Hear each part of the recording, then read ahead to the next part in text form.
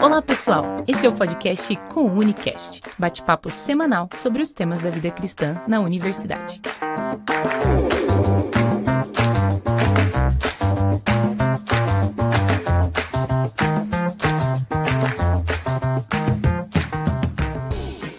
E aí pessoal, tudo bem? Estamos aqui para mais um Comunicast e hoje um episódio muito especial, onde nós vamos falar inclusive sobre um tema diferente daquele que nós costumamos falar normalmente nos episódios do Comunicast.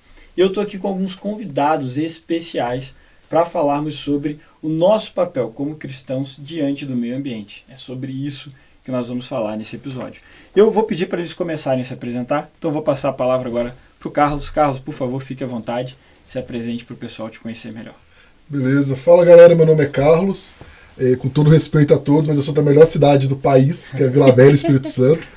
Né? Hoje eu moro em Brasília e eu trabalho numa iniciativa chamada Iniciativa Interreligiosa pelas Florestas Tropicais, que é uma iniciativa que trabalha potencializando a ação de igrejas e outras comunidades religiosas para poder atuar dentro desse tema de meio ambiente. Né? Porque a igreja já faz esse papel, já cumpre esse papel.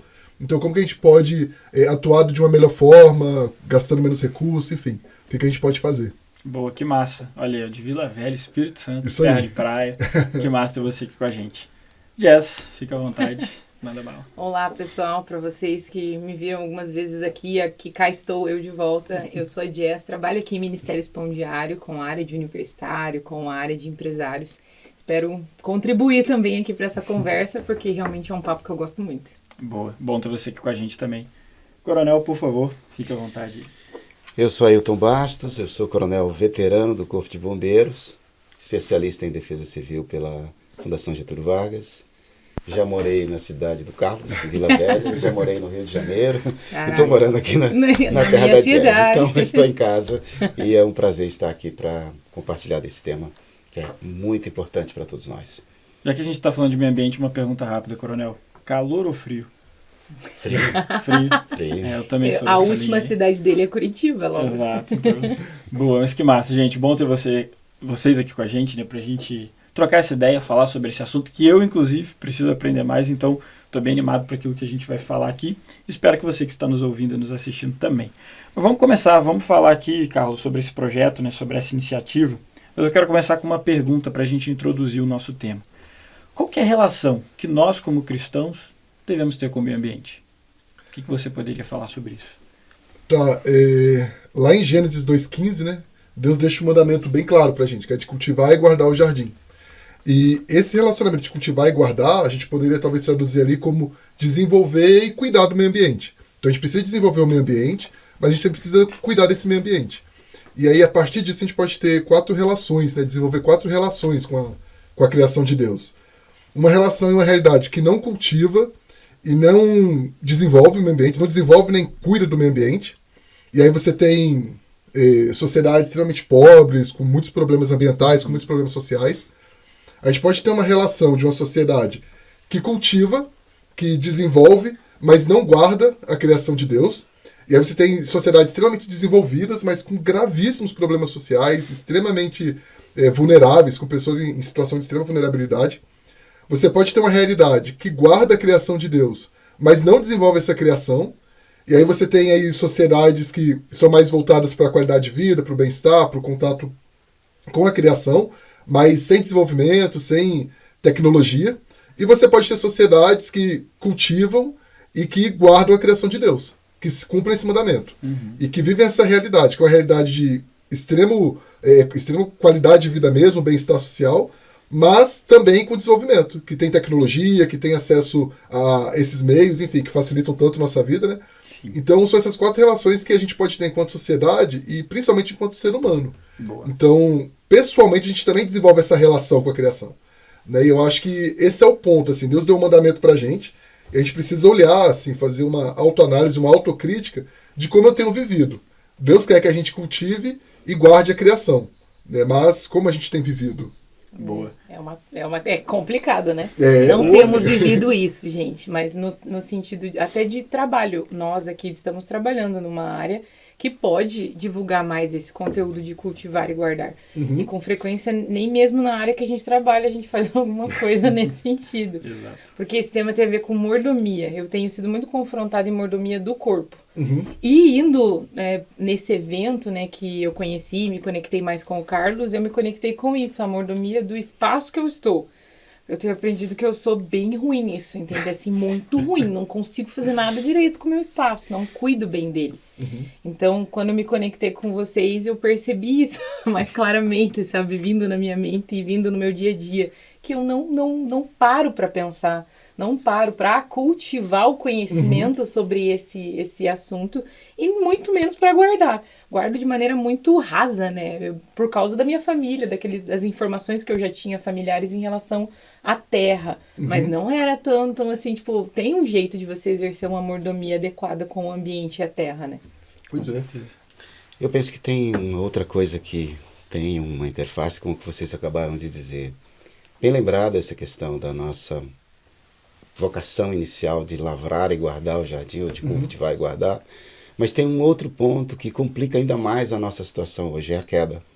Sim. Porque da mesma maneira que a humanidade adoeceu com a queda e nós temos uma cultura adoecida e nós somos naturalmente maus, nós não somos ruins só na questão do meio ambiente. Nós somos naturalmente maus.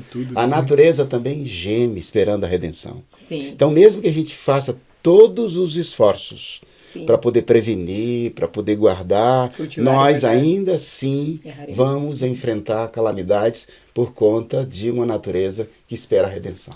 Sim. Pois é, eu gosto muito desse texto de Romanos, porque ele também sinaliza pra gente esse papel, né, do cristão, porque a natureza está aguardando a manifestação dos filhos de Deus. Né? Então, é engraçado a gente perceber como às vezes a gente olha para outros temas, como por exemplo, cuidado com a criança, né, proteção da criança. E a gente não faz esse questionamento, assim, se eu tenho ou não que proteger as crianças. E aí eu olho para outros temas sociais, eu não faço esse questionamento enquanto cristão. Mas quando chega ao meio ambiente, eu tenho uma sensação que nós, enquanto igreja, Sim. a gente fala assim, isso aqui a gente não tem o que fazer, a gente Né. pode esticar mais essa corda.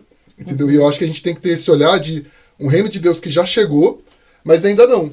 Exato. Então, realmente, a queda complicou a nossa vida, acabou com tudo, a gente é caído. Em todas Mas as áreas, existe, não em só todas uma, as né? áreas, exatamente. Mas existe uma ordem clara de Deus. Sim. E existem promessas para a gente poder se relacionar bem com a criação e promessas associadas ao momento que a gente vive bem com a criação de Deus. Né? Deuteronômio 28, Sim. se não me engano, 28 ou 29, vai trazer essas promessas, As bênçãos. as né? bênçãos de quem Deuteronômio. cuida da criação. Sim. Né? Porque vocês cuidam da criação, então o campo de vocês vai ser fértil, a terra vai produzir, as pessoas vão ter filhos, enfim, uma série de promessas. E às vezes a gente ignora essas promessas de uma boa relação com a criação. Sim. Então eu sou esperançoso, assim, né? Eu acho que quando a gente vive essa realidade do reino de Deus mesmo, por menor que seja, às vezes por mais micro que seja ali, só eu, às vezes na minha casa, enfim, eu vou começar a experimentar essas bênçãos de Deus e eu creio muito nisso, assim, que mesmo que seja a nível micro, é possível eu impactar e mudar e viver essa realidade. De alguma forma. É interessante pensar que esse mesmo texto que você está se referindo, ele trata das bênçãos e maldições. Isso. Né? Sim. E a gente pode até, numa linguagem mais comum a todos, falar dessas maldições como consequência dos nossos atos e a nossa própria responsabilidade com o ambiente como um todo. E você falou em ser esperançoso, aí eu faço referência ao Ariano Suassuna. Eu gosto muito da expressão dele que diz que os otimistas são tolos, porque tem alguns que começam a achar que vão revolucionar o mundo e não separam o lixo. Né? Os pessimistas são chatos, não tem jeito, eu tenho que cuidar de mim, tenho que fazer a minha parte dentro da minha casa, mas o mundo que se dane. Ele dizia, eu prefiro ser realista e esperançoso, então eu estou contigo nessa. Excelente referência, Coronel, muito bom. Né? Mas esse ponto que você destacou sobre o fato de nós estarmos aqui e exercer, né, tipo, esse cuidado e Por mais que às vezes... Por quê? Porque existem muitas pessoas que fazem uso da palavra para dizer que tudo vai acabar. E a gente precisa cuidar mesmo. Não, vamos cuidar, né? Tipo aquela pessoa que levanta da cama e fala, eu vou dormir de volta, deixa bagunçado. Né? Um tipo de falta de responsabilidade com as coisas. Então, às vezes as pessoas, e eu diria muitos cristãos, também usam esse ponto. Pra que vamos? Tudo vai acabar mesmo. Exato. Isso é inadequado. E daí eu lembro de Nárnia. Eu sei que parece muito contraditório lembrar de Nárnia nesse momento. Mas o último livro de Nárnia fala sobre essa visão de continuar lutando. Você sabe o fim, sabe que a coisa vai acabar. E eles iriam morrer no momento seguinte, mas eles não pararam de lutar. Então essa compreensão tem que estar dentro do nosso coração. Eu não vou parar, vai acabar, vai se destruir, mas o caráter dentro de mim e Jesus dentro de mim diz que eu tenho que continuar. Diz que eu tenho que fazer de tudo, porque tá aqui dentro de mim, eu sei quem ele é. Então, se tudo vai se destruir, né? Tipo, pra que eu vou cuidar? Porque você é filho de Deus, e você cuida de tudo aquilo que o Pai pediu pra você cuidar. Os primeiros discípulos viveram isso, né? Eles queriam vender tudo, vamos parar tudo, não tem nem que trabalhar, não tem que construir nada, porque ele vai voltar. Jesus já está voltando. E aí, com a 2000 esperança da anos. volta, que a gente não pode perder de vista, Sim. a gente tem que pensar que o que a gente vive, na verdade, é o hoje, né? Exatamente. Sim. O reino de Deus já começou, né? Eu acho Sim. que esse é o ponto. Essa assim. consciência. A partir do momento que a graça de Deus me alcançou, que eu tenho um relacionamento com Deus, eu preciso começar a viver as realidades do reino. E no reino de Deus, eu cuido das crianças, mas eu também cuido da criação. Entendeu? No reino de Deus, eu olho para o órfão, eu olho para a viúva, eu olho para a criação. Então existem implicações muito práticas da fé que eu vivo nesse reino. E eu preciso, de fato, viver esse reino. Eu acho que é isso que a gente precisa mudar. O reino de Deus não vai vir, não é uma coisa futura só para quando Jesus voltar. O reino de Deus já começou. Então eu preciso começar a viver as realidades do reino agora. Né? Exatamente. Achei uma coisa interessante, Mateus capítulo 17, né? Quando Jesus está ali naquele grande embate com os discípulos. Temos que dar o imposto ou não? Temos que... Cobram Jesus disso, Jesus chega para Pedro e fala, vai lá, pega aquela moedinha na goela do peixe. Uma vez eu ouvi uma pregação muito interessante que trouxe uma abordagem diferente desse texto. Diferente não, o pastor contextualizou normalmente, né? Trouxe ali a exposição bíblica, mas uma perspectiva que eu nunca tinha parado para pensar. Imagina um peixe dentro da água com uma moeda na goela. Que coisa horrível para um peixe. Bizarro. E quando aquele cara vai lá, pega aquela moeda e resolve o problema dele, ele também resolve o problema do peixe. Um ser vivo, criado por Deus, e que Jesus mostra ali, creio eu, uma redenção também da própria natureza. Interessante. Né? Aquilo que nos entala, que é o nosso pecado, que também está envolto na natureza, Jesus é capaz. São os plásticos nas tartarugas. Exatamente, exatamente. Se a gente fosse trazer para os dias atuais. Mas é muito interessante a perspectiva.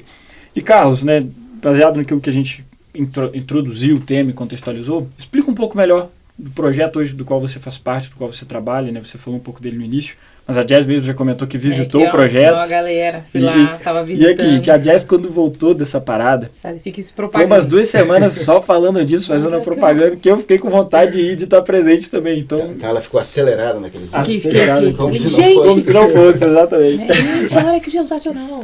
Comprou a ideia, mas fica à vontade, explica melhor pra gente, por favor. Então, a iniciativa interreligiosa, ela trabalha, como eu falei, mobilizando então comunidades religiosas para poder potencializar suas ações, porque existe um entendimento internacional aí que mais de 85% dos projetos que existem no mundo são coordenados por religiões, então projetos ambientais. Tá? Viu que interessante? Apesar de que a gente é muito, né, não cuida, não cultiva e não guarda, o que existe de cuidado e cultivo é iniciativa religiosa. Exatamente. E a partir de todo esse entendimento, tudo isso, a ONU criou uma linha para poder investir em projetos que linkam fé e meio ambiente. A ONU tem várias linhas, vários projetos que a gente poderia citar em outras áreas, mas essa específica, fé e meio ambiente, financiado pelo governo da Noruega. Então, enfim, criou toda essa relação, criou essa estrutura, e dentro da iniciativa a gente tem vários projetos, então, para poder aproximar e potencializar as ações. Um dos projetos foi esse que a Jess participou, que é uma visita informativa. Ao Centro Nacional de Monitoramento de Alertas de Desastres Naturais. Não sei quantas pessoas sabem, mas o Brasil tem o segundo maior centro de aviso de riscos, né, do mundo. Então é o segundo maior centro. E o Instituto Nacional de Pesquisas Espaciais, que é o INPE, que é quem produz os dados hoje de desmatamento, de previsões, enfim, tudo parte do INPE, né, que é a NASA brasileira. Então, esse é um dos projetos. A gente também tem projeto com realidade virtual, que você visita a floresta amazônica durante 10 minutinhos ali. O que, por sinal, é muito legal. Aconselho vocês aí. É muito divertido. Me Se senti na você é do Amazônia. Rio, a gente está no Museu da Manhã, em exposição Que fixa. massa. Né? Enfim, e uma série de outros projetos. Projeto de oficinas para a igreja sobre boas práticas com o meio ambiente, projeto de descarbonização da igreja, enfim, uma série de projetos aí, iniciativas que a gente desenvolve para poder aproximar a religião desse tema, que não é um tema fora da religião, né? Isso que é importante falar assim. É um Sim. tema que faz parte da fé cristã, mas que muitas vezes a gente esquece. Exatamente. Sim, na verdade esquece, veja bem quantas igrejas elas estão ocupando espaços.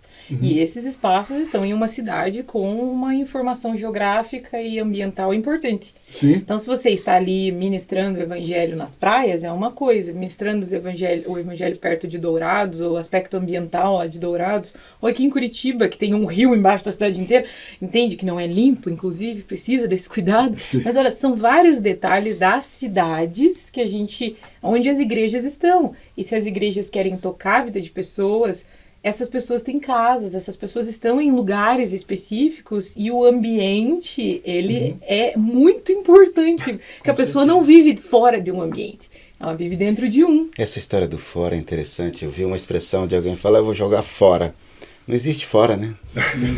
Fora de onde? Está sempre em algum Fora lugar. da sua vista, tá na Fora vista da de sua outra vista. pessoa. Na vista, no terreno de outro, na natureza, nos animais. Isso. Não existe fora, né? Você tem que fazer um descarte adequado para justamente o seu ambiente não estar ali, mas está no ambiente da lateral, que interfere no teu, mas que você não percebe. No caso, não é nada nosso, né? Do Senhor. Só que essa compreensão de que os espaços onde nós estamos, as igrejas estão, e se nós queremos alcançar as pessoas, nós precisamos entender que tem um cuidado com esses espaços também. Porque, sendo honesta em relação a esse ponto, o quanto é difícil, né, eles perceberem isso. Nós cristãos, de modo geral, quanto eu não via dessa forma. Quanta coisa que eu fiz num ambiente que eu falei, meu Deus, isso foi muito danoso, isso foi ruim, isso prejudicou o compartilhar o evangelho. Isso prejudicou muito, porque fiz uso de maneira inadequada do espaço, né, do ambiente. É pecado, né? Eu acho que a gente tem que Vamos reforçar aqui, dar mais um o termo pecado. certo, assim. A gente peca contra a criação de Deus. Exato. Né? A Bíblia é bem clara nisso, assim. Então acho que a gente tem que resgatar esses princípios sobre a criação de Deus mesmo. Exatamente. Eu até colocaria essa frase de forma diferente. A gente pega contra o Deus da criação, né? É. Tipo, como se a gente pegasse um artista que pintou o quadro e tentasse lá jogar uma tinta naquele quadro que foi pintado por esse artista. Né? Perfeito. Tipo, denigrir essa imagem, é um negócio interessante. Sim. E a gente vive muito isso no Brasil, né? As catástrofes. A gente viveu esse ano, né, Isso, no Rio Grande bem do Sul. recente. O Coronel Basso esteve lá, né? Viu isso de mais perto, como foi tudo isso. E creio que muito do que aconteceu lá poderia talvez ter sido antecipado no quesito de alertas, né? Ajuda, auxílio. Não sei se lá foi esse caso, mas eu lembro que... Eu lembro não, porque tinha 10 anos de idade. Mas em 2011 teve uma Mas catástrofe. dá pra lembrar. Dá pra ué. lembrar um pouquinho. Por que não? Na época tanta, vamos dizer assim. Mas Tantos detalhes. em Nova Friburgo, no Rio de Janeiro, uma cidade perto de onde eu nasci, teve uma catástrofe lá que, inclusive, foi a primeira vez que na minha cidade, o rio, que é o Rio Macuca, um rio minúsculo, tipo, botou água no centro da cidade. Foi um negócio cabuloso, assim. Até algumas pessoas perderam suas casas e tal. Eu lembro que muito do desastre que aconteceu em Friburgo foi por essa falta, talvez, de um posicionamento mais específico. Olha, esse lugar é de risco. Olha, né, cuidado com isso. Tenha, né, esse vamos dizer assim, esse alerta. E creio que nós, como igreja, né, podemos ter também não só essa visão de precisamos cuidar, mas também precisamos alertar. Precisamos, né, Eu ajudar. penso que o problema não só aqui no Brasil não é só a questão do alerta. É a questão do interesse privado sobrepondo ao interesse público. É. Porque o alerta chega, muitas vezes. Só que as pessoas não acreditam. Né? Alerta chega. As pessoas não acreditam. As pessoas, assim, mesmo a informação dizendo, olha, esse local é de risco, dane-se, eu não tenho outro lugar para morar, é aqui que eu vou Vai aqui ficar. mesmo, pronto. Aqui é mais Entendi. perto do meu interesse. A própria igreja se instala lá, passando por cima da lei, passando por cima de tudo. Nós podemos até depois falar sobre isso. Não foi diferente agora no Rio Grande do Sul. Exatamente. Os Houve alertas notificação, chegaram, houve as muita pessoas diziam, informação. não, foi assim em Moçambique, no ciclone Idai. Eles não acreditaram, porque todas as vezes o ciclone se desfazia no mar e não acreditaram. E foi de cara 500 mortos. E assim se repete no mundo. Eu tenho que ser honesta que eu fui uma pessoa que vendo os relatórios, as coisas, eu ficava assim, não, capaz. Não vai encher, É não. um exagero. Aí eu vi nas notícias na semana seguinte, eu falei, nossa, encheu, realmente. Mas e algumas pessoas viveram isso dentro das suas próprias casas. Receberam um alerta, não vai chegar aqui. passava a ajuda, não vai chegar aqui. E depois tiveram que ser resgatadas nos telhados. Sim, ou já estava no segundo andar, né? Eu vi Chegou alguns no segundo amigos que não andar. saíam de casa. Eu falei, você vai ficar sem internet amanhã. Eles, Olha não, a chegou preocupação amanhã. dela, ficar sem internet internet. amanhã. Tinha água, tinha comida, tinha tudo. Ela vai tudo. ficar sem internet. É que a não vai internet é respirar. comunicação. Internet é fôlego de vida, né? É. Misericórdia. É porque o problema é que sem a internet ela não ia conseguir se comunicar, né? E ela foi ficando, bem. ficou, a Esse é comunicação mais- esse é parou, mais um pecado não nosso, tinha né? mais energia, não tinha mais água daí, porque a água ainda tava lá. Internet, energia, água. Olha só, né? A lista de prioridade. por exemplo. Viu? Eu tô errando de novo, gente. Mas realmente eu vi isso na prática, nesse evento, no que aconteceu no Rio Grande do Sul. Porque eu fiquei assim, Senhor, tenha misericórdia da nossa falta de respeito com Com a criação. Eu não com muita coisa, na verdade. A gente não respeita nem as autoridades que estão passando as informações. Falando, olha, vai aqui, o Semadei mandando um relatório. Falando, então, gente, vai dar um problema e acho melhor vocês se moverem.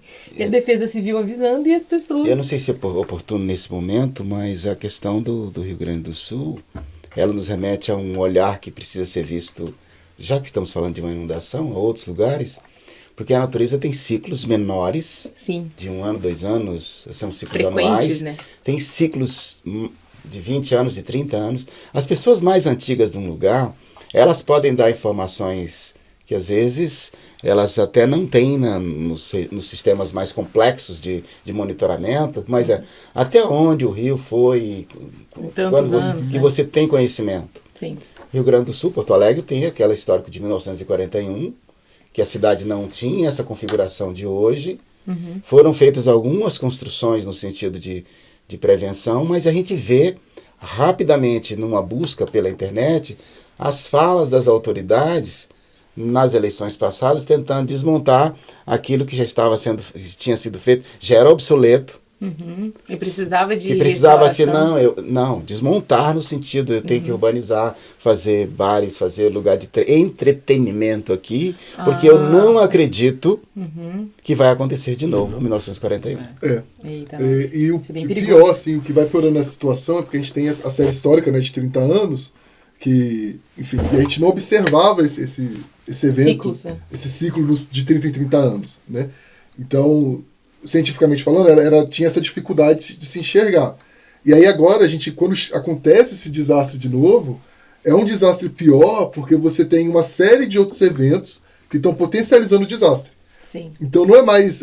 até nisso, assim, né? Se a gente olhasse para o passado, a gente teria acreditado já, né? Agora a gente está vivendo um momento da história que, mesmo que a gente olhe para o passado, a gente vai ter que encarar a realidade de que o evento vai ser pior do que o último que aconteceu, que foi ruim. Sim. Sim. Primeiro, Entendeu? porque Mas cresceu, né? A cidade Mas isso é cresceu. parecido com alguém numa praça pública pregando sobre a volta de Cristo. É verdade. As pessoas não pensam iam assim, acreditar. esse cara tá doido. Isso é muito Isso não tem apocalíptico. nada a ver, É. nada a ver. Pode ser agora, pode ser daqui a 1000 anos, pode ser na semana que vem, mas quando a gente fala de certas questões de eventos climáticos, outros eventos geológicos, as pessoas não acreditam.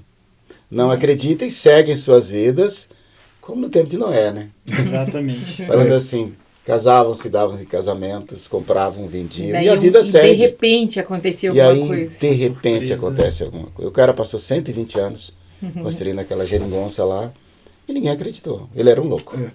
Sim. Nós somos ou seremos tomados como loucos quando tomamos algumas medidas de olhar para esses dados históricos, estatísticos e falar sobre eles. A gente não pode ter a fantasia, embora sejamos esperançosos, de que agora a gente vai chegar na igreja, gente, vamos acordar. O pessoal vai olhar assim e falar assim, eu preciso Por isso melhorar o que tem som que da minha ter igreja. medidas por isso que tem que ter medidas educativas. Por exemplo, eu já tenho 32 anos e não tinha essa compreensão desses detalhes do que estava acontecendo ali em relação ao Brasil todo. Ver até mesmo o pastor do Acre falando, Sim. eu esqueci o nome dele, o pastor Márcio, acho que era. E O Marquinhos Maciel. Isso, o Marquinhos. Maciel. E ele compartilhou coisas a respeito do Acre que abriu os meus olhos. Eu fiquei assim, pastor, a gente precisa conversar mais. Porque como que pode? Ele fez uma estrutura muito boa de prevenção e de aviso na comunidade. A comunidade inteira chega e resolve. Porque existe esse aspecto cíclico das águas ali. É menor, né? Mas acontece. Essa igreja, né, a Comunidade Batista Vida, do Acre, eles são assim um sonho de de entendimento, Realidade aqui, ó, né? de relação com a criação, porque eles criaram o Ministério do Meio Ambiente de fato, né? Dentro. O Ministério do Meio Ambiente Ministério do Meio Ambiente. dentro da igreja. E eles têm uma série de ações, eles adotaram 2 bairros da região, da periferia, e nesses bairros eles fazem o enfrentamento também das doenças veiculadas por mosquito da dengue, aquela coisa toda, né? Então das doenças tropicais veiculadas por insetos. E eles têm uma série de outras ações de educação ambiental dentro da igreja, para todos os públicos, todas as faixas etárias. Tem todo um programa de prevenção e atuação dentro dos desastres que afetam o Acre. Então eles entenderam a responsabilidade da igreja de cuidar da criação e desenvolveram todo um ministério para a igreja poder cuidar da criação de fato. Sim, Que e legal. para Poder receber fazer uma isso. constância de uma educação. Achei, assim, muito interessante. E Eu fiquei- acho isso fantástico, é muito legal. A gente só tem que ter uma preocupação com isso. Toda vez que na natureza a gente mexe numa parte assim de tirar uma espécie e na verdade pode surgir uma praga de uma outra espécie porque faltou aquele equilíbrio ali. No contexto das organizações públicas ou civis também acontece a mesma coisa. Sim. A igreja tem um papel fundamental, contudo ela não pode pressupor que ela vai assumir os papéis do governo. Sim, sim. Quanto maior movimento ela fizer nessa direção, mais o poder público se Se recua afasta. e a igreja perde o seu papel. Vamos fazer uma comparação grosseira. Sim, Nós temos muitas famílias que não cumprem o seu papel de família. sim. São famílias que não cuidam bem dos seus filhos, falando de novo das crianças. Não cuidam bem dos seus idosos, tal. Se o poder público diz, olha, as famílias não estão funcionando, então agora o Estado vai resolver isso. Ou a igreja vai resolver isso. Sim. Ou a escola vai resolver isso. Nós estamos com um viés completamente adoecido. Sim. Então a igreja tem um papel maravilhoso, fundamental. Eu creio que essa conversa aqui, ela nos remete a uma reflexão que pode resultar até algumas ações práticas, com base Sim. naqueles que vão nos ouvir e nos assistir. Mas o nosso cuidado é para que a igreja não tente pensar assim, já que o poder público não está fazendo, nós é que temos que fazer. É. E a gente tem, no nosso momento histórico, um péssimo defeito da generalização.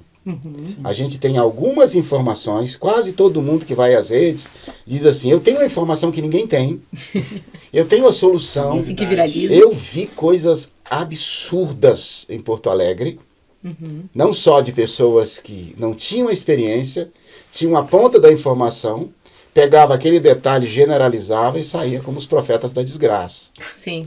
E pior ainda, aqueles que faziam o turismo da desgraça. Iam lá, simulavam que faziam alguma coisa e saíam nas redes fazendo barulho. Meu Deus. Nós temos uma responsabilidade social, ambiental, uma responsabilidade mais do que tudo isso. Sim. Responsabilidade cristã.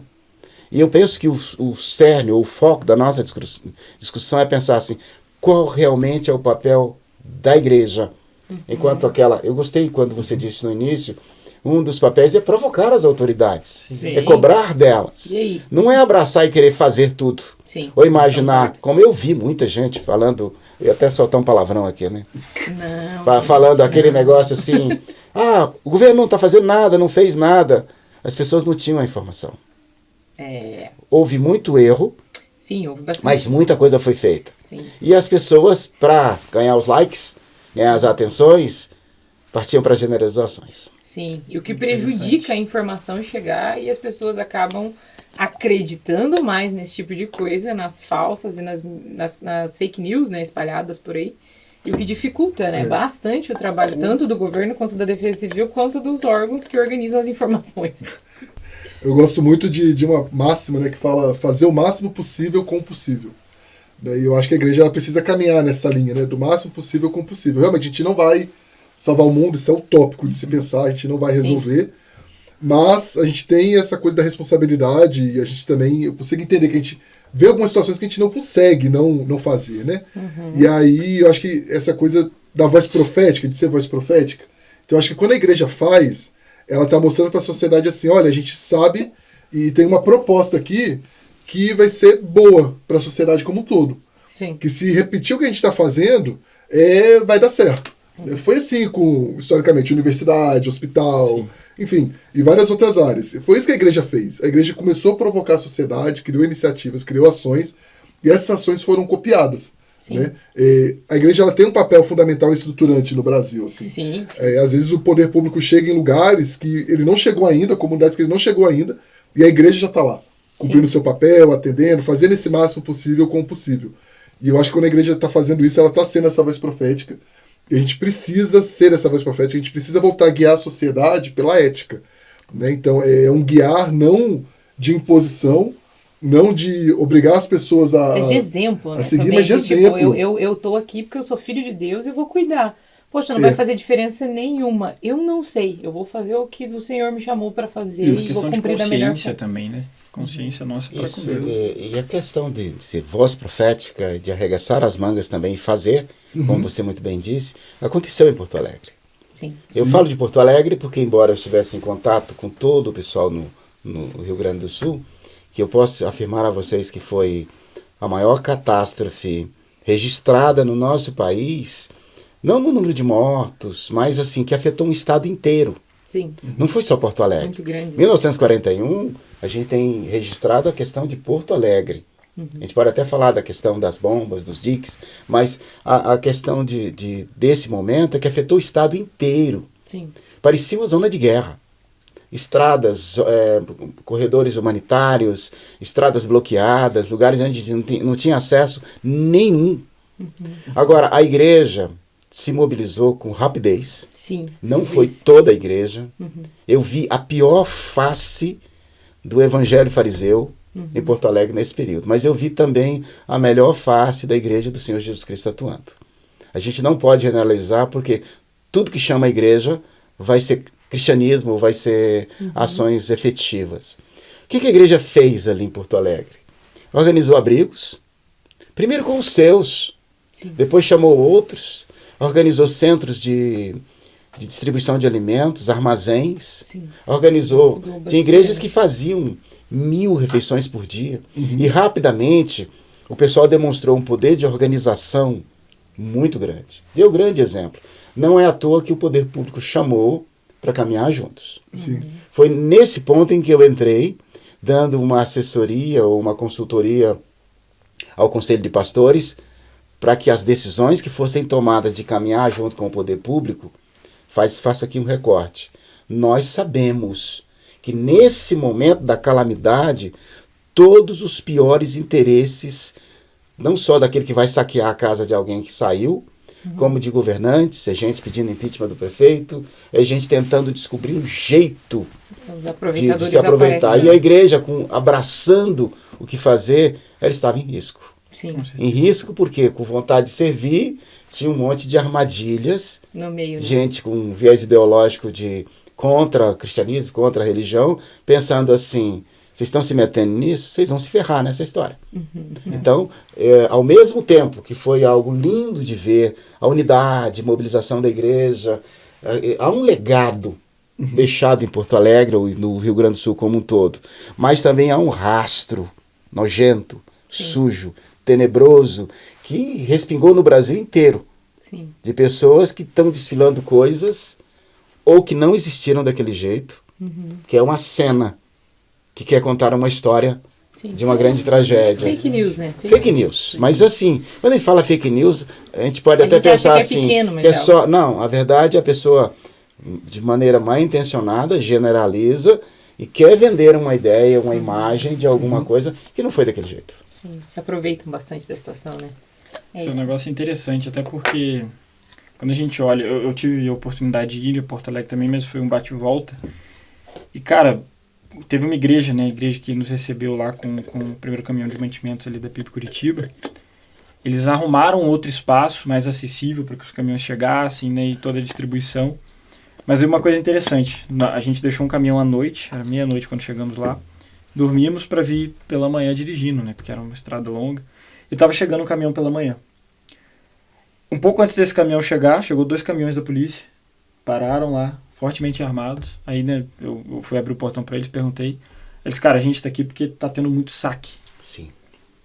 Está tendo muito roubo. Aí, um pouco antes, né, no que eu estava no trajeto na estrada, a gente parou na Polícia Federal ali do estado de Santa Catarina, na balança e tal. Aí o cara perguntou, né, para onde estávamos indo. Falei que era que era para o Rio Grande do Sul com mantimentos. Mostrei uma nota da igreja, assinado. Aí eu perguntei pra ele, falei, cara, mas né, vocês estão fazendo muita revista, tá achando coisa? Ele falou, a gente achou 2 caminhões cheios de mantimentos, mas com droga embaixo. Sim. Eita, nós. Então Aí é fica um negócio difícil, interessante, né? Brasil? Como até o nosso pecado, a nossa queda afeta até a nossa ajuda ao meio ambiente, as catástrofes que acontecem no meio ambiente. Cargas Então, desviadas. Nós estávamos como voluntários para a questão da resposta aos desabrigados, a questão do alimento, mas nós tivemos que, mesmo alguns militares veteranos, outros civis que estavam ali, escoltar alguns carros de um desses armazéns para o outro. Sim, para que isso Porque não acontecesse, né, no meio do percurso ali. o pessoal estava saqueando, houve muito saque, a situação de violência já é um pouco complicada na região, mas ela ficou muito mais grave nesse período. Sim, É sim. interessante. Bom, já que a gente falou algumas coisas até né, sobre o que aconteceu no Rio Grande do Sul, nosso papel e tudo mais, voltar a pergunta para o Carlos. Carlos, como que você acha que a gente hoje como igreja, como cristãos, eu vou trazer a pergunta não apenas para um quesito de uma igreja, instituição, mas eu, Felipe, hoje, pessoalmente, como nós como cristãos podemos tomar atitudes práticas, né, para nos conscientizarmos, para de fato buscarmos fazer isso que a Jess falou que tem feito, né, de lutar contra ela mesma para cultivar aquele ambiente que ela está. O que você daria de dica para as pessoas que estão nos ouvindo e para nós aqui também? Mano, eu acho que a primeira coisa é ler a Bíblia. Boa. Né? Assim, acho que Ela é a Bíblia orar. Vida Ela com- é o tópico vida número com Deus. não tem. Assim, porque a Bíblia ela tem todos esses ensinamentos. Como a gente deveria Sim. lidar com os animais, como a gente deveria lidar com o esgoto, como a gente deveria lidar com a floresta, com as plantas, com a praia, com tudo. A Bíblia traz esses ensinamentos. Então a gente precisa olhar para a Bíblia e refletir, fazer essa reflexão mesmo. Olha, como Sim. que eu aplico isso nos dias de hoje? Ponto. O segundo passo é a gente se lembrar do que a gente aprendeu na escola mesmo. Entendeu? Entender essa coisa que os reformadores chamavam ali de livro da natureza, sabe? Como se relacionar com a criação, como se relacionar com o meio ambiente e tal. Todas aquelas coisas práticas, você não tomar banho com o chuveiro aberto no tempo, você vai economizar água, você, enfim, todas essas coisas práticas a gente também precisa praticar. E a gente Separar o lixo. Separar irmão. o lixo. Separa o lixo. Enfim, todas essas coisas que parecem ser pequenas e que a gente insiste em não fazer. Sim. Né? A gente precisa fazer. E eu acho que uma terceira coisa é se informar. É buscar informação. Sair, gente, dessa guerra ideológica que a gente tem se colocado enquanto igreja e entender assim, olha, se o reino de Deus é favorável, eu sou favorável. Deu ponto. Então, assim, não existe uma guerra entre fé e ciência. Né? Não existe isso. Assim, isso a gente resgatou da nossa cabeça, porque historicamente, inclusive, quem moveu a ciência moderna é um legado da igreja. Sim. Entendeu? E a gente vive esse momento hoje que a gente criou uma guerra com a ciência que a gente precisa desfazer. Né? Então a gente precisa sair desse lugar de oposição e olhar e falar assim, olha, Deus criou, é bom, então eu vou ler de tudo, eu vou aprender aqui, vou reter o que é bom. E então essas informações sobre meio ambiente e tal, que estão mais do que veiculadas por aí, a gente precisa ter familiaridade com elas, né? E refletir e começar a incorporar isso no nosso cotidiano, assim. Que massa. Quer falar? Eu penso que informação a gente tem muita. Sim. E as pessoas às vezes até têm acesso à informação, mas não sabem o que fazer com ela. Né? Algumas informações não são confiáveis, mas mesmo as confiáveis a gente não organizou. E eu quero fazer uma outra referência. Bill Mollison, um australiano, ele criou um conceito da permacultura, que é fantástico. E ele tem uma expressão que eu gosto, que eu acho que se aplica aqui, que ele diz que informação organizada é recurso. Sim. Sim. Um dos maiores recursos que nós, como igreja, podemos ter para a resposta não só ao nosso mau comportamento em relação ao meio ambiente, como também para a resposta aos eventos adversos, é a informação organizada, é a educação. Mas não é aquela educação viajada, na verdade é aquele negócio assim, o que eu posso fazer hoje que vai tornar esse problema menor, ou eu vou ajudar a responder quando ele vier, porque é impossível uma prevenção absoluta. Sim. Então, nessa forma, a igreja pode, e eu penso que há uma outra coisa que a gente está sonhando aqui, que a gente nem conversou sobre isso. A gente está terminando de montar uma plataforma, um cadastro nacional para voluntários. Que o projeto Conexão, Segurança e Defesa, que é do qual eu faço parte aqui no Ministério Pão Diário, tem dois grandes braços. Um é a capelania e o outro é a questão da defesa e proteção civil com relação a respostas às emergências. Então, nós vamos ter espaço para que pessoas das igrejas do Brasil inteiro possam se cadastrar, cada um dentro da sua área. Um é o médico, o outro é o veterinário, o outro é o professor. Porque, vamos pensar, a força que a igreja tem não é só de pensarmos como eu, na minha comunidade local, estou agindo e o meu projeto aqui. Não. É, na verdade, a gente perceber o seguinte: quando a calamidade chega, quando o desastre chega, ali tem uma igreja. Ali tem uma igreja que tem um prédio, que tem profissionais e a informação adequada chegando na mão dessas pessoas, sabendo o que fazer com ela, elas se conectam com outras. Desculpe. Da mesma maneira que aconteceu comigo, eu estava na igreja, chega um anúncio do ciclone Idai, ó, precisamos de uma equipe de emergência para ajudar a dar a resposta. O mundo inteiro já estava lá. Sim. Cruz Vermelha, Crescente Vermelho, Médicos Sem Fronteiras, tinha muita gente.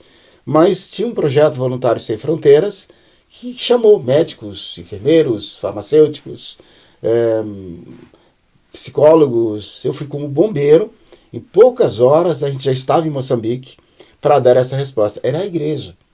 A igreja se comunicando com o poder público, com todas as burocracias para se chegar lá e se fazer o trabalho, mas chegou a alguns lugares onde os outros esforços não tinham chegado. E nós podemos fazer isso tanto para atender fora quanto aqui no Brasil. Então eu penso que a gente pode conversar mais depois, venha ao encontro dessa situação de a gente ter as informações acessíveis, como as pessoas, nós temos a pretensão de fazer alguns cursos, a gente pode até pensar para que as igrejas tenham acesso a cursos gravados, tenham acesso a uma grande rede de pessoas que, primeiro, estão dispostas a pensar sobre isso, depois estão dispostas a mudar o seu comportamento e depois estão dispostas a responder a essas emergências em todas as fases. Sim. Tanto na prevenção, quanto no socorro, quanto na assistência logo após o desastre, ou até na reconstrução.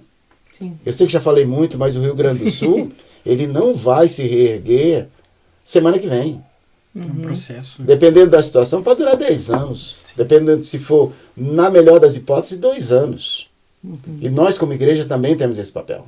Com certeza. Com certeza. É legal trazer essa coisa dessas formas de agir no desastre, né? O Brasil hoje acontece mais de 2.000 desastres por ano. Nossa. São mais de 2.000 decretos de desastres por ano. Assim. Então, o desastre é uma coisa que está na realidade do brasileiro. E, enfim, mais de 25% da população afetada. Nos últimos 4 anos aí, a gente teve mais de 50% das pessoas que perderam casas, assim, dos afetados, que tiveram que se mudar bastante, né? Por causa do desastre, enfim. E a gente precisa ter esse olhar mesmo. Né, o olhar da prevenção, do antes, do durante e do depois. Né? Tem uma série de instituições, acho que dá inclusive para conectar, fazer essas conexões. Sim. A Aliança Evangélica, que também tem uma atuação muito forte no Rio Grande do Sul, o pessoal da Tierfan, do Centro Evangélico de Missões, enfim, um pessoal que tem se estruturado e parece que a igreja tem começado a entender que ela pode atuar nesse tema e que ela deve atuar nesse tema, né? E deve ter esse olhar, deve ter essa preocupação, especialmente com antes do desastre. Porque se o desastre não acontecer, a gente não vai ter que atuar nem durante nem pós. Mas é impossível o desastre não acontecer. Haverá eles, assim, mas... Pode ser que alguns a gente consiga prevenir. Sim. Mas os desastres, eles vão acontecer por conta da ocupação, por conta das mudanças climáticas, mesmo que haja previsão, por conta da cultura, alguns desastres vão acontecer. E eu não seria justo se não fizesse referência a uma organização internacional chamada Samaritan Purse. Essa organização, assim que surgiu o desastre ali no Rio Grande do Sul, eles vieram 40 americanos, cristãos, de diversas áreas, achei maravilhoso, porque tinha um cara que era especialista em água, o outro era especialista em abrigos, o outro era especialista na questão da alimentação, e assim, eles montaram um verdadeiro centro de operações em Porto Alegre, vieram 4 aeronaves com muitos recursos, e eles perguntavam, como nós podemos ajudar? Sim. E detalhe interessante, eles tomaram a decisão de fazer toda essa ajuda através da igreja. O governo foi em cima quando viu os americanos chegando com a bolsa do samaritano, pensaram assim, lá vem os dólares. Eles falaram, nós vamos ajudar. Um fato simples, inundação, água contaminada, eles trouxeram os filtros que filtravam 4.000 litros d'água por hora. E puseram em vários lugares onde a igreja sinalizava, e essa relação com a igreja é que possibilitou que a ajuda chegasse lá na ponta. Sim. Interessante, né? Realmente. Bem, tudo isso que a gente está falando, eu acho que realmente resume bem, porque teve um desastre e haverá constantemente desastres. Acho que o que está muito na fala, né, principalmente do Instituto, de tudo que eu aprendi a viver lá, é que os desastres, eles existem. Não existe um momento assim que eles vão parar porque estamos em queda. A queda está vindo aqui e a coisa está ficando feia. No entanto, é o que realmente, como você mesmo comentou, é a resposta, né? Como nós podemos nos informar e responder. Creio que como ministério a gente já tem buscado fazer isso e temos também nos conectado mais para que isso aconteça de maneira mais prática. Mas eu creio que, assim como a nossa conversa aqui, ela não vai terminar, ela vai continuar. Eu espero que você também que está assistindo continue se informando, continue buscando as conexões adequadas para ter informação de qualidade. E quem sabe até se envolver aqui com a gente mais. Talvez você queira ser um voluntário, talvez você queira visitar o pessoal do Semadem, se conectar com o pessoal da Iris Brasil. Então faça contato, não fique só assistindo, não fique vendo as coisas acontecerem como se fosse um entretenimento. Vá lá e se envolva, seja aqui com o Ministério Pão Diário de alguma forma, ou com os movimentos que já existem no Brasil, porque não é uma coisa que agora a gente teve a percepção. Né, existem desastres a tempo suficiente para existir instituição a tempo suficiente fazendo alguma coisa. Antes de vocês nascerem, eu já trabalhava com desastres. Né? Só para vocês terem uma ideia. Né, os desastres são muitos, mas realmente se envolva, não é mesmo? Essa é a mensagem que eu tenho para você que está aí assistindo até agora. Envolva a sua igreja, né? E a gente sai de cima da sua oração, né? A gente fica orando, ai Deus, para com o desastre, isso, aquilo, outro, mas a gente não sai de cima da oração, fica sentado em cima, assim. Você pode botar a mão na massa e fazer alguma coisa. E olhando de longe, né? Como aquele que está dentro da canoa, ela tá furada lá e ele tá no canto assim, não é no meu lado, o problema é meu, tá furando, não é problema meu. A gente faz contrário a parábola do bom samaritano. Isso. Exatamente. Que seu irmão, aconteceu um problema, mesmo que desconhecido, bote a mão na massa. E foi interessante a mobilização que a gente viu. Eu acho que termino aqui com essa fala só de algo prático, né? O Coronel Bastos teve a oportunidade lá no Rio Grande do Sul ajudar. Eu fiz um bate-volta. Mas a mobilização que o Brasil esteve, né, de pessoas, olha, eu não posso ir, mas eu vou lá no Corpo de Bombeiro ajudar com as doações que estão chegando, né? Eu não posso ir, mas eu vou ajudar financeiramente, porque eu tenho condições. Então, de alguma forma, nós sempre podemos ajudar, né? Ter essa consciência de como e, como vocês bem falaram, buscar as informações, buscar o conhecimento necessário para aplicá-lo na vida da nossa sociedade e da nossa igreja. Houve um momento que tinham 17 mil voluntários atuando. Uau, lá em Porto Alegre. Sensacional. Olha que bênção. Boa, mas é isso, gente. Acho que foi massa o papo, né? Para mim foi bastante conhecimento aqui. Vou pegar a gravação depois para rever, anotar algumas coisas, foi muito interessante. Mas obrigado pela presença de todos. Né, Carlos, muito obrigado. Jess, Coronel Bastos, privilégio de ter esse bate-papo com vocês. Espero que você que está em casa, que nos ouviu, nos assistiu, né, comenta aí o que você achou sobre esse episódio, o que você aprendeu, né, aquilo que Deus colocou no teu coração através desse bate-papo. Eu espero que essa consciência de que somos mordomos de Deus, de todo o ambiente, de toda essa criação, possa estar na nossa mente, no nosso coração também. Amém? Deus abençoe vocês. Gente, muito obrigado por esse tempo. E até a próximo Comunicast aí, nosso próximo bate-papo. Bom? Até. Tchau, tchau. Valeu, gente. Um abraço. Você acabou de ouvir o podcast Comunicast. Nos siga nas redes sociais, @comuni.conexão universitária e fique por dentro dos próximos episódios.